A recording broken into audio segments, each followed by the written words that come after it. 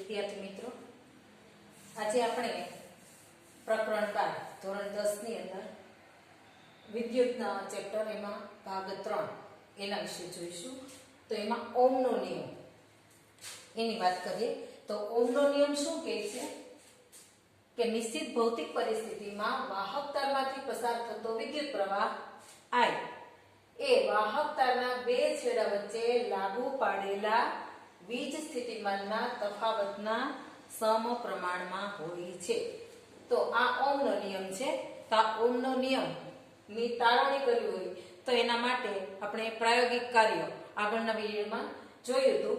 તો અહીંયા પ્રાયોગિક કાર્ય માટે અહીંયા ઓહમના નિયમનો પરિપથ આપેલો છે. પરિપથની અંદર આ નિશાની જે છે એ બેટરીની છે. હવે બેટરીમાંથી અહીંયા A મીટર છે એ સમાંતર જોડેલું છે અને એની સાથે A મીટર શ્રેણીમાં છે.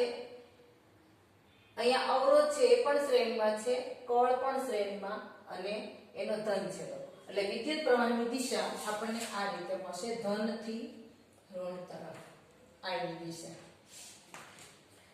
અહીંયા વોલ્ટમીટર છે એ અવરોધને સમાંતર જોડેલું છે એટલે A મીટર હંમેશા શ્રેણીમાં જોડાય અને વોલ્ટમીટર છે એ સમાંતર જોડાય. આ ઓહમના નિયમનો પરિપથ છે. હવે આ પરિપથ ની અંદર વિદ્યુત ઘટકોને જોડી અને એના અવલોકનો આપણે લઈએ. એટલે કે વાહક તારમાંથી પસાર થતો વિદ્યુત પ્રવાહનું મૂલ્ય આપણે A મીટરમાં માપીએ. એ વખતે વોલ્ટમીટરની અંદર V નું મૂલ્ય કેવું આવે છે આપણે કોષ્ટકમાં લખતા જઈએ. દાખલા તરીકે 5 મિલિએમ્પિયર રિયોસ્ટેટની મદદથી આપણે વિદ્યુત પ્રવાહ સેટ કરીએ તો 5 મિલિએમ્પિયર જ્યારે પસાર થાય ત્યારે વોલ્ટેજનું મૂલ્ય વોલ્ટમીટરમાં 0.5 બતાવે છે. ત્યાર પછી આપણે 10 રિયોસ્ટેટની મદદથી 10 મિલિએમ્પિયર સેટ કરીએ ત્યારે વોલ્ટમીટરમાં 1 વોલ્ટ બતાવશે. એવી જ રીતે 15 20 એ રીતે આપણે સેટ કરીએ અને વોલ્ટેજ આપણે આ કોષ્ટકમાં લખતા જઈએ તો આપણને આ રીતે વિદ્યુત પ્રવાહ I અને V ના મૂલ્ય મળે છે.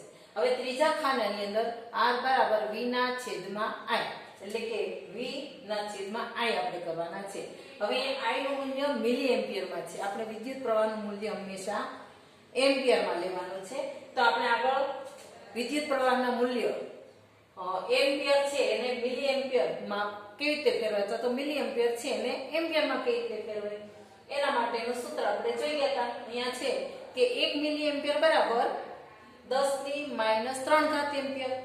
તો અહીંયા આપણને 5 મિલિએમ્પિયર આપ્યા છે તો 5 મિલિએમ્પિયર બરાબર 5 × 10⁻³ એમ્પિયર. તો આ રીતે આપણને 5 × 10⁻³ એટલે 5/1000 બરાબર. એટલે આપણને અહીંયા વિદ્યુત પ્રવાહ I નું મૂલ્ય 5/1000 પછી 10/1000 15/1000 20/1000 એટલે આપણને મિલિએમ્પિયર છે એ એમ્પિયરમાં બતાવશે. હવે આપણે V/I નું મૂલ્ય આપણે 1 ની ગણતરી કરીએ તો અહીંયા V બરાબર 0.5 એટલે 5 દશાંશ અને I બરાબર કેટલા છે 5/1000. અહીંયા I બરાબર આપણે મેળવ્યા 5/1000. આ શું આવ્યા એમ્પિયર આવ્યા. એ રીતે આનો આપણે ગુણોત્તર લીધો સાદુરૂપ આવ્યું તો આપણને 100 મળે છે. R ની કિંમત કેવી મળી 100. દરેકની અંદર આપણે ગણતરી કરશું તો દરેકમાં કિંમત 100 મળશે. હવે આપણને જે આ મૂલ્ય મળ્યા છે એને આલેખીય રજૂઆત કરી. આલેખમાં એટલે કે અહીં x અક્ષ ઉપર આપણે વિદ્યુત પ્રવાહ I ના મૂલ્ય લઈએ અને y અક્ષ ઉપર વોલ્ટેજના મૂલ્ય લઈએ અને દરેક વખતે એના દાખલા તરીકે 5 મિલિએમ્પિયર હતું ત્યારે 0.5, 10 મિલિએમ્પિયર હતું ત્યારે કયા છે 1. તો અહીંયા ટપકો કરીએ આ રીતે બધા બિંદુને દર્શાવીએ અને આ બધા બિંદુઓને આપણે સ્કેલની મદદથી જોડી દઈએ તો આલેખ આપણને આવો સુરેખા મળે છે. તો આ રીતે આલેખીય રજૂઆત આપણે એની કરીએ તો એના આધારે ઓહમના નિયમ માટે આપણે બે બાબતો તારવી શકીએ કે અહીંયા એક તો પહેલી બાબત કે I ટેન્ડ્સ ટુ V નો આલેખ તારણ શું હશે આપણે તારણ લખવું હોય તો આ રીતે લખી શકીએ પહેલું તારણ I ટેન્ડ્સ ટુ V નો આલેખ સુરેખ મળે છે. અને બીજું તારણ આપણે એવું તારવી શકીએ કે V/I નો ગુણોત્તર V ના છેદમાં I નું મૂલ્ય અચળ મળે છે.